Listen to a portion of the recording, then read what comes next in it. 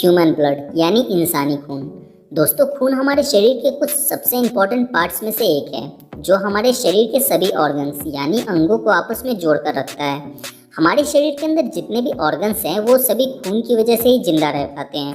आज की इस वीडियो में हम 3D एनिमेशन की मदद से जानेंगे कि हमारे शरीर में खून कैसे बनता है, यानी खून का निर्माण हमारे शरीर में कैसे होता है, और साथ में हम ये भी जानेंगे कि खून का हमारे शरीर में क्या काम है। 3D एनिमेशन की मदद से किसी भी चीज को समझना थोड़ा आसान हो जाता है। दोस्तों, आपको ये बात जानकर आश्चर्य होगा कि खून हमारे शरीर में हड्डियों में बनता है। ये जानने के लिए कि खून हमारे हड्डियों में कैसे बनता है, हमें पहले ये जानना होगा कि खून किन किन चीजों से मिलकर बना होता है, यानी खून में कौन कौन से पार्टिकल्स होते हैं। तो आइए पहले इसे जान लेते हैं। हमारा खून 4 चीजों से मिलकर बना है: plasma, red blood cells, white blood cells और प्लेटलेट्स। प्लाज्मा ब्लड का लिक्विड पार्ट होता है और बाकी के बचे ये 3 पार्ट ब्लड के सॉलिड पार्टिकल्स होते हैं। अगर हम अपने ब्लड के कुछ हिस्से को लें और उसमें से ब्लड के इन पार्टिकल्स को अलग करें तो उस ब्लड से हमें 55% plasma, 41% red blood cells, 3% white blood cells और 1% प्लेटलेट्स मिलता है। हमारे शरीर में ब्लड के इन सारे पार्टिकल्स का क्या काम है, पहले इसे जान लेते हैं। प्लाज्मा। हमारा खून 55% प्लाज्मा से मिलकर बना होता है। प्लाज्मा 90% पानी से मिलकर बना होता है, बाकी इसके 10% में प्रोटीन और कुछ इलेक्ट्रोलाइट्स होते हैं। प्लाज्मा पीले रंग का होता है। अगर हम इसे खून से अलग करें तो ये हमें पीले रंग का दिखाई देता है। प्लाज्मा का सबसे पहला काम ब्लड में मौजूद सॉलिड पार्टिकल्स को मूवमेंट कराना है। खून में मौजूद red blood cells, white blood cells और प्लेटलेट्स सॉलिड स्टेज में होते हैं, इसलिए वो खुद से मूवमेंट यानी गति नहीं कर पाते हैं, इसलिए उनको मूवमेंट कराने का काम प्लाज्मा करता है। प्लाज्मा में 2 प्रोटीन फाइब्रिनोजेन और प्रोथ्रोम्बिन होते हैं। ये दोनों प्रोटीन खून को जमाने का काम करते हैं। आपने देखा होगा कि जब हमारा शरीर कहीं कट जाता है तब खून शरीर से बाहर निकलने के थोड़ी देर बाद जम जाता है। ऐसा प्लाज्मा में मौजूद इन्हीं 2 प्रोटीन के कारण होता है। प्लाज्मा में हेपरिन नाम का एक और प्रोटीन होता है जो खून को जमने से रोकता है। अगर प्लाज्मा में हेपरिन ना हो तो फाइब्रिनोजेन और प्रोथ्रोम्बिन ये दोनों प्रोटीन खून को शरीर के अंदर ही जमा देंगे। हेपरिन खून को शरीर के अंदर जमने से रोकता है, लेकिन हवा के संपर्क में आने से हेपरिन मर जाता है। इसलिए जब खून शरीर से बाहर निकलता है तब हेपरिन के मर जाने के कारण फाइब्रिनोजेन और प्रोथ्रोम्बिन एक्टिव हो जाते हैं और खून को जमा देते हैं। Red blood cells. Red blood cells को शॉर्ट में आरबीसी भी कहते हैं। ये हमारे ब्लड में 41% होते हैं। हमारे पूरे शरीर के खून में इनकी संख्या 55 लाख के आसपास होती है। ये लाल रंग के होते हैं। इन्हीं के कारण हमारे खून का कलर लाल दिखाई देता है। इनका जीवन काल 120 दिन का होता है, यानी ये खून में 120 दिन तक जिंदा रहते हैं।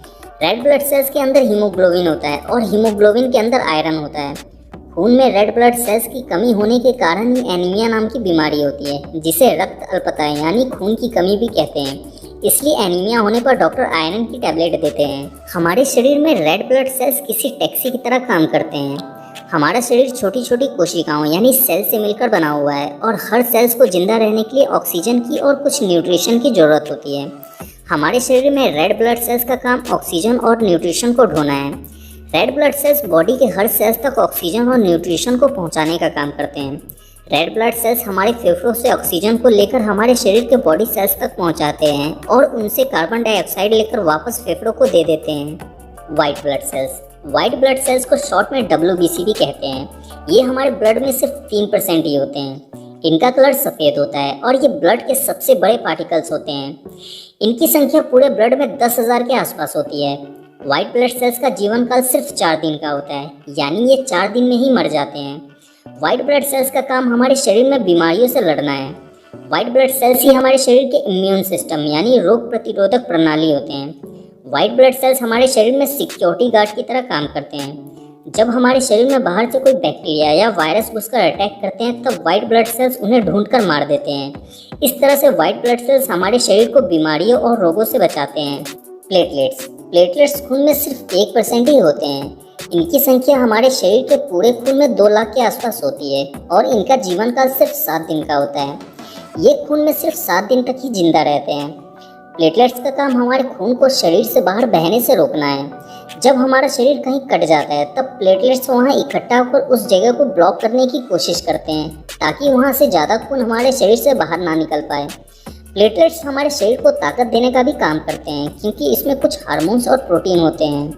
हमने ब्लड के सारे पार्टिकल्स और उनके काम को जान लिया। आइए अब जानते हैं हमारे शरीर में खून कैसे बनता है।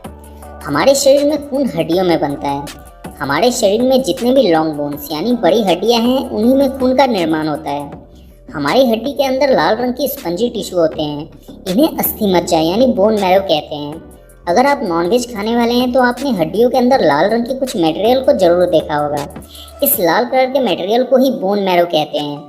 इन बोन मैरो में स्टेम सेल्स होते हैं। यही स्टेम सेल्स हमारे खून में मौजूद red blood cells, white blood cells और प्लेटलेट्स को बनाने का काम करते हैं। बोन मैरो हमारे शरीर में red blood cells, white blood cells और प्लेटलेट्स बनाने की फैक्ट्री होती है।